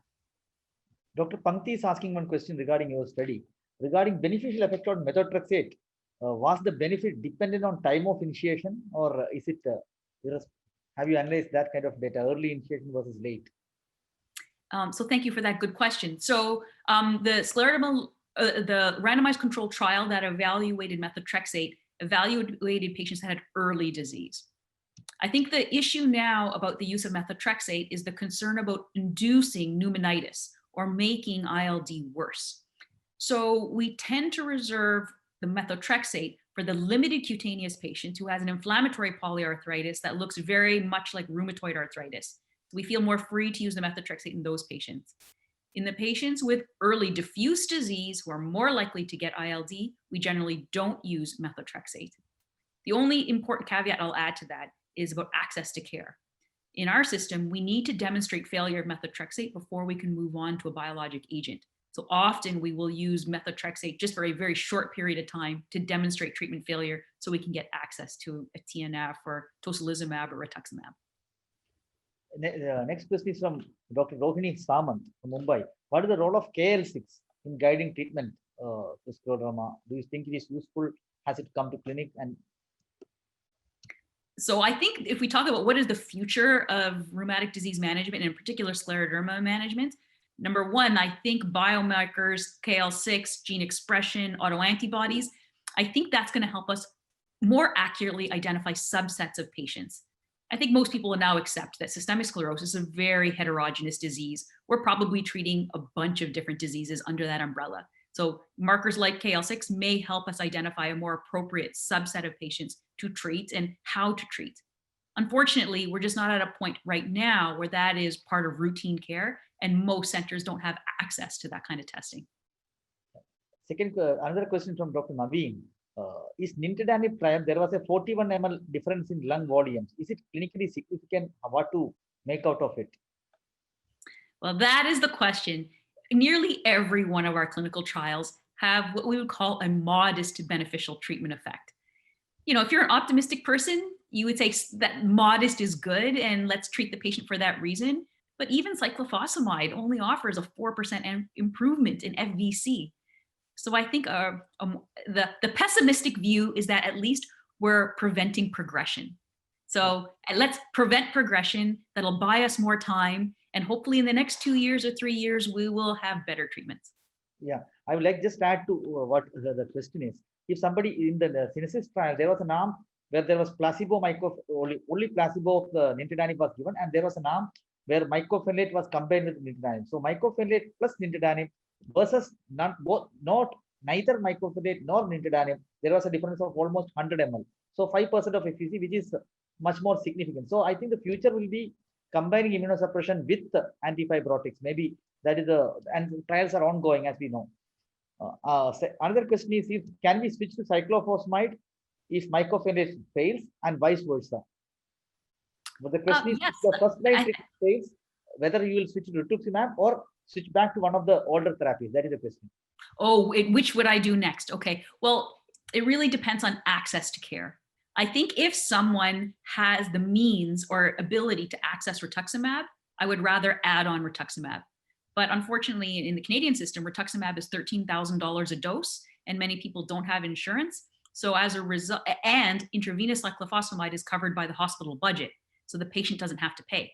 So if a patient can get access, I would give them rituximab. But if they don't have the means to get rituximab, I would switch to intravenous cyclophosphamide. Another question is, role of azathioprine in scleroderma ILD. Does it work? Where do you place it? So there were many observational trials suggesting that that azathioprine was beneficial in systemic sclerosis, and these were dating from the 80s. However, with the advent of cyclophosphamide and mycophenolate, the magnitude of the treatment effect is just not the same. So it really has fallen out of favor and is not part of the routine recommendations. However, if there are patients who have trouble with access to care, notably they don't have private insurance or can't pay for the more expensive medications, and they are intolerant to mycophenolate or cyclophosphamide, I still do have a small number of patients that are using azathioprine. Another very interesting question from Dr. Praveen Patel from Pune. He's asking, in subcutaneous tocilizumab, do you see, because skin is thick, do you think there will be any difference in absorption? Yes, excellent question. And so really skin thickness determines whether we use tocilizumab subcutaneously or intravenously. If someone's skin is soft enough to facilitate the injection, then patients prefer the injection only because they don't have to come to hospital or come to the infusion clinic. But for the patients whose skin is just so tight, then yes, tocilizumab intravenously is the preferred route of administration. Another question from Praveen is, only there is skin involvement, whether tocilizumab versus rituximab, what will you take? Without any blank, only skin. Oh, that is the hardest question because that study has not been done. And maybe this is something for Dr. Srikar's group to do, tocilizumab versus rituximab. I think if there's only skin involvement, because of cost and access, I would favor tocilizumab. But that is purely subjective opinion and not evidence-based at all. Professor John Matthew from Vellore, he's asking one question. Do you think early and aggressive management of esophageal dysmotility will make a difference in the outcome? Yes. So we know that over 95% of patients, scleroderma patients, experience gastrointestinal manifestations, the most common being esophageal dysmotility. And, esophageal dysmotility has two major implications. One is quality of life. If a patient has terrible esophageal spasms or vomiting, retrosternal, food sticking, this causes pain and it really can affect their quality of life. So for me, that would be the greatest motivating factor to be aggressive and early in treatment. But the second is if it's resulting in malnutrition. It's extremely rare to see an obese systemic sclerosis patient. Most of these patients have trouble maintaining their BMI. And so as a result, if aggressive and early treatment of esophageal motility will allow them to maintain their nutritional status, that would be another reason to favor that approach. Another question from Professor Aman Sharma. His question is, what do you think if somebody fails on mycophenolate, should we add on nintedanib or switch to nintedanib? Which will you prefer? Well, the evidence would support combination therapy. So our current practice is if failing mycophenolate, add on nintedanib. Yeah. So how long should you continue mycophenolate? The last question. We are just running out of time. How long should you continue mycophenolate from Muzaffar Ahmad? Well, if the indication for mycophenolate is interstitial lung disease, I think it is a lifetime commitment. We are very reticent to stop treatment unless there's a reason to stop. If they have side effects, if they are intolerant, or unfortunately, many patients may develop a malignancy, and so then we stop it. Yeah. Couple of questions from very senior people, I can't deny them. Kaushik Bhojani, who again works on scleroderma. What do you think the gastroesophageal reflex, whether does it worsen ILD? What is your take on that? Well, certainly that is our current belief, that patients who have esophageal dysmotility when sleeping or in a supine position will have acid reflux, and some of this acid will go into their lungs and further potentiate damage in their lungs.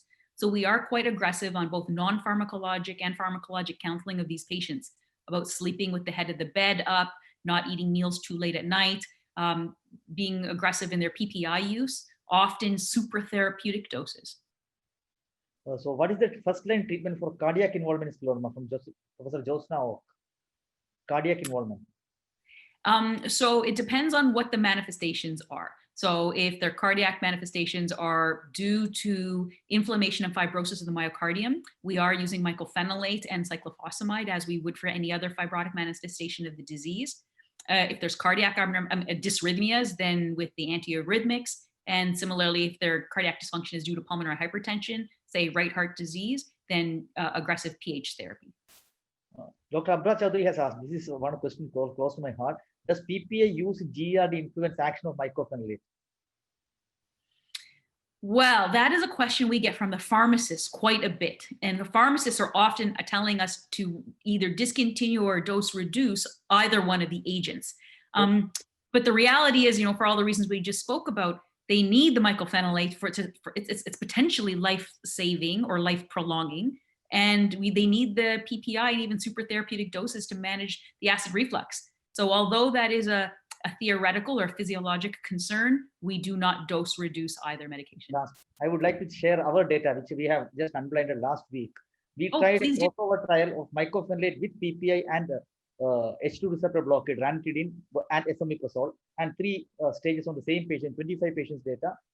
Mycophenolate, the moment you combine it with pantoprazole or ranitidine, it decreases by more than 50% of the drug level, area under the curve. So it is really, really lower levels. So if you want to give mycophenolate with pantoprazole, better to switch to mycophenolate sodium, which is independent of pantoprazole, which doesn't get interfere with pantoprazole. So I think, thank you, Dr. Sindhu, for that wonderful covering of the entire subject so well, precisely, and making it crystal clear how to manage a scleroderma ILD patient. Thanks a lot for joining, and hope to see you in further Indian Rheumatology Association meeting. I thank IRA and Padmanabhan for making the event successful, and Sindhu Joshi for excellent talk, and other faculty. Time is going out. Thank one and all for excellent talk. We continue these academic sessions, and thank you, Dr. Alkin Ghosh, for giving me opportunity. And Sapan Pandey, he was behind all this as a silent soldier. Thank you one and all. So all the speakers today, starting from Dr. Latika, Dr. Geeta Bali Sarkar, and Dr. Sindhu Johnson, all of and Banwari sir, especially, all of them spoke so well regarding the subject. And despite being scleroderma and myositis are not the most favorite topics of all rheumatologists, they made it so interesting. Thank you all the faculty. Narasimha sir, as usual, is pouring his wisdom. And from the IRA, on behalf of Alakendu sir and Sapan sir, I would like to thank all of you for such wonderful participation, making the session so interesting. And the attendees are also, their questions were pouring. You can see for every session there were 25-30 questions. So although the participation is slightly lesser than the earlier seminars, I think it has more interactive, and it is a and next month's seminar is going to be on vasculitis, led by none other than our vasculitis expert, Dr. Aman Sharma, and his team. And we are expecting another very good session. Hope to see you all, and not the last, IPCA Laboratories, who has helped us to host this meeting and supported this meeting. Thank you, one and all. Stay safe. Good night. Have a great week.